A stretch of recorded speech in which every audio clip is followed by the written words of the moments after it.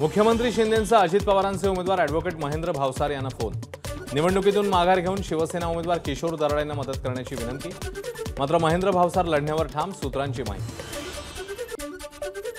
माजी केंद्रीय मंत्री सूर्यकांता पाटील राष्ट्रवादी काँग्रेस शरदचंद्र पवार पक्षाच्या वाटेवर। उद्याच पक्षप्रवेश होण्याची शक्यता। नुकताच पाटील यांनी भाजपचा राजीनामा दिला होता। रिक्षा चालकांचं उद्या मुंबई वगळता राज्यभरात आंदोलन। वाहन योग्यता प्रमाणपत्र नूतनीकरणासाठी विलंब झाल्यास विलंब शुल्क आकारण्याच्या निर्णयाविरोधात आंदोलन।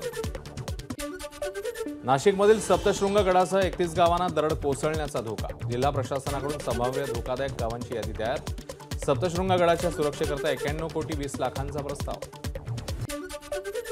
परदेशातली कामं पाहून आपल्याकडे महामार्गाशेजारी नाले तयार केले गेले, पण रस्ते खाली आणि नाले वर अशी स्थिती झाल्याने महामार्गावर नदी वाहिल्यासारखं वाटतं। मुंबई गोवा महामार्गाच्या कामावर शेखर निकम यांची टीका। माझ्या नादी लागल्या तर गोळ्या घालण्याची किसन जोरवेकर यांची मंगेश चव्हाणांना भर सभेत धमकी। महाविकास आघाडीच्या शेतकरी आंदोलनातली घटना, हा प्रकार गंभीर, संबंधित कार्यकर्त्यांवर कारवाई व्हावी, गिरीश महाजनांची मागणी। नक्षलवादी गिरीधरचं 22 जूनला उपमुख्यमंत्री फडणवीसांसमोर आत्मसमर्पण। त्यानंतर नक्षलवाद्यांचा पश्चिम सब झोनल ब्युरोचा प्रवक्ता श्रीनिवासकडून पत्रक जारी। पत्रामध्ये गिरीधर याचा भगोडा असा उल्लेख, जनता माफ करणार नसल्याचा इशारा। पिंपरी चिंचवडच्या चिखली आणि स्पाईन रोड परिसरात ढगफुटी सदृश पावसाची हजेरी। 1.5 तासात 114 मिलीमीटर पाऊस। वाशिमच्या मध्ये दमदार पाऊस। पावसामुळे कारंजा येथे गुडघाभर पाणी। नालेसफाईच्या कामाची प्रभावी अंमलबजावणी न झाल्याने पाणी साचलं, नागरिकांचा आरोप। धाराशिवच्या उमरगा तालुक्यात पावसाची दमदार हजेरी। शेत शिवाराला आलं तलावाचं स्वरूप। पेरणी झालेल्या शेतकऱ्यांना फटका। परभणीच्या पूर्णा तालुक्यातील लिमला, इटलापूर, माळी, दगडवाडी, खंडाळ्यासह इतर शिवारात पाऊस। पावसामुळे पेरण्यांना वेग येणार।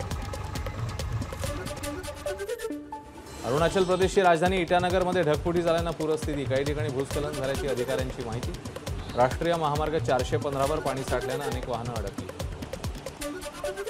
आसाममध्ये आठवड्याभरापासून तुफान पाऊस। पुरामुळे 19 जिल्ह्यातील 4 लाख नागरिकांवर परिणाम। यंदा पूर आणि भूस्खलनामुळे 37 जणांचा मृत्यू। पूरग्रस्तांसाठी 100 रिलीफ कॅम्प तर मदत देण्यासाठी 125 सेंटर। हैदराबादच्या मणिकोंडामध्ये मॉर्निंग वॉकसाठी निघालेल्या महिलेला 15हून अधिक कुत्र्यांनी घेरलं। घटनेचा सीसीटीव्ही समोर। महिलेने 40 सेकंद कुत्र्यांपासून केला स्वतःचा बचाव। एबीपी माझा, उघडा डोळे बघा नीट।